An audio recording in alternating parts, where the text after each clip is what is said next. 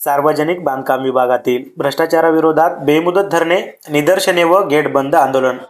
65 कर्मचाऱ्यांच्या वेतन घोटाळ्याचा गंभीर आरोप.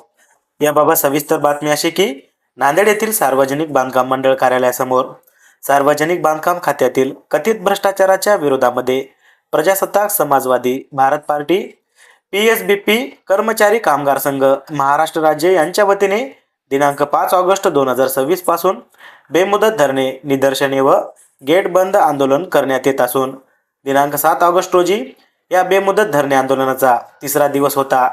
या आंदोलनाला कर्मचारी व कामगारांचा मोठा प्रतिसाद मिळत असून संबंधित अधिकाऱ्यांवर कठोर कारवाईची मागणी करण्यात आली आहे. आंदोलनकर्त्यांनी आरोप केला आहे की दुसरा व चौथा शनिवार या शासकीय सुट्टीच्या दिवशी काम केल्याचे बनावट रेकॉर्ड तयार करून 65 कर्मचाऱ्यांना वेतन दिल्याचा प्रकार घडला आहे. या प्रकरणाची सखोल चौकशी करून दोषींवर फौजदारी गुन्हे दाखल करण्यात यावेत अशी मागणी यावेळी करण्यात आली आहे. तसेच उच्च न्यायालय आणि सर्वोच्च न्यायालयाच्या आदेशांचे पालन न करता कर्मचाऱ्यांचे थकीत वेतन रोखण्यात आल्याचा आरोपही आंदोलनकर्त्यांनी केला आहे. संबंधित अधिकारी व कर्मचाऱ्यांवर गुन्हे दाखल करून थकीत वेतन तातडीने अदा करावे अशी मागणी करण्यात आली आहे. जोपर्यंत आमच्या मागण्या मान्य होत नाहीत तोपर्यंत आंदोलन सुरूच राहणार असल्याचा इशारा संघटनेच्या पदाधिकाऱ्यांनी यावेळी दिला.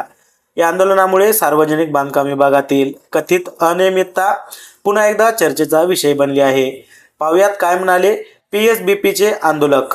हम सब एक है, हम सब एक है, हमारी मांगे पूरी करो, जनता कुर्सी खाली करो, और कोण म्हणते देत नाही, कोण म्हणते देत नाही, आमच्या मागण्या हक्काच्या, आमच्या मागण्या हक्काच्या, हम सब एक है, हम सब एक है, हमारी मांगे पूरी करो, जनता कुर्सी खाली करो, गोऱ्याचं झालंय का, गोऱ्याचं झालंय का,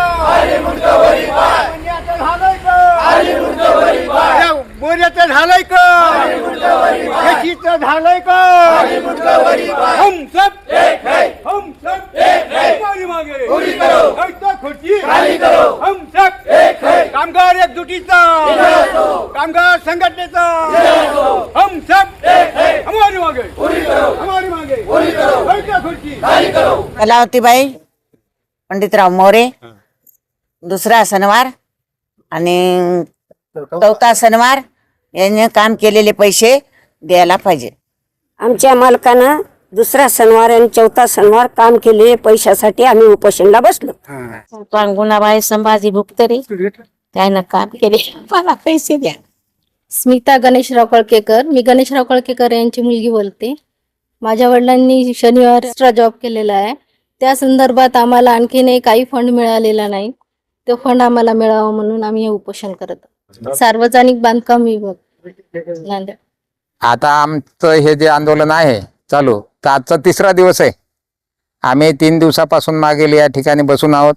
मागणी आमची अशी आहे की दुसरा शनिवार आणि चौथा शनिवार या शासकीय सुट्ट्या असतात आणि शासकीय सुट्ट्याच्या दिवशी आमच्या सर्व कर्मचाऱ्याकडून काम करून घेण्यात आलेलं आहे सार्वजनिक बांधकाम विभागाकडून. तर आम्ही शासनाकडे या संदर्भात तुम्ही जे काम करून घेतलं दुसरा आणि चौथा शनिवारचं त्याचे जे पैसे आहेत, देयक आहे, जे बिल आहे, ते त्या मागणीच्या संदर्भात आम्ही शासनाकडे बसलो होतो, मागणी केली होती, परंतु शासनानं ती मान्य केली नाही. त्यामुळं आम्हाला न्यायालयाचा दरवाजा ठोठावा लागला. म्हणून आम्ही उच्च न्यायालय खंडपीठ औरंगाबाद येथे याचिका दाखल केली होती. त्या याचिकेचा निर्णय दिनांक 10/2/2021 रोजी माननीय न्यायाधीशांनी दिलेला आहे आणि न्यायाधीशांनी त्याच्यात असं म्हणलेलं आहे की दुसरा आणि चौथा शनिवार शासनाच्या सुट्ट्या असल्यामुळं आणि या लोकांनी काम केलं तर त्या कामाचा मोबदला यांना देय आहे आणि एका वर्षामध्ये 45 दिवस ग्राह्य धरले. न्यायालयानं स्वतः ग्राह्य धरले 45 दिवस.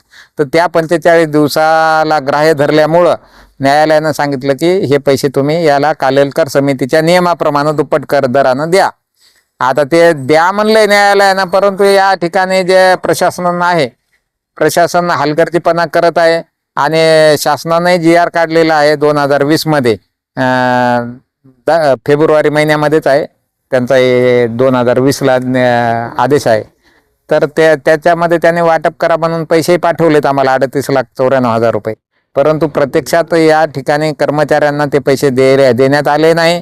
त्याचा यांनी केलेल्या कामाचं मोजमाप सुद्धा त्यांनी केलं नाही. 2-2 हजार 4-4 हजार काही लोकांना वाटप केले आणि काही लोकांना तर 65 लोकांना तर 1 रुपया दिला नाही. तर ते 38 लाख गेले कुठे मग? मग ते 38 लाख रुपये यांनी वाटून खाल्ले अधिकाऱ्यांनी स्वतः. आणि आता त्याचा हिशोब सुद्धा यांनी शासनाला दिलेला नाही. कोण आहे ते अधिकारी? या ठिकाणी जे आस्थापनेवर काम करणारे जे लोक आहेत डिव्हिजनला, ते दोषी आहेत. त्यांच्यावर कायदेशीर कारवाई करण्यासाठी आम्ही सगळं तयार केलं. पोलीस स्टेशनला आमची कंप्लेन आहे, आम्ही फिर्यादी आहोत पोलीस स्टेशनमध्ये. या ठिकाणचे जे एसी आहेत तर एसी 3 दिवसापासून गैरहजर आहेत. एसी 3 दिवसापासून गैरहजर आहे तर ते कार्यालयात येत नाहीत. आणि आंदोलन हा जो मुद्दा आहे कुठलेही असो, आमचंच म्हणून नाही, जे आंदोलन ज्या कार्यालयाच्या पुढे होतात तिथे एमर्जन्सी लागू होते आणि एमर्जन्सी काळामध्ये कुठल्याही अधिकाऱ्याला सुट्टी वगैरे घेता येत नाही. तरी सुद्धा हे या ठिकाणी येत नाहीत आणि यांनी कायद्याचा भंग केलेला आहे. जो शासकीय नियम आहे की बाबा कार्यालयाच्या समोर आंदोलन, उपोषण, धरणे हे जे काही चालू असेल तर तुम्हाला तिथून त्या कार्यालयातून बाहेर पडता येत नाही.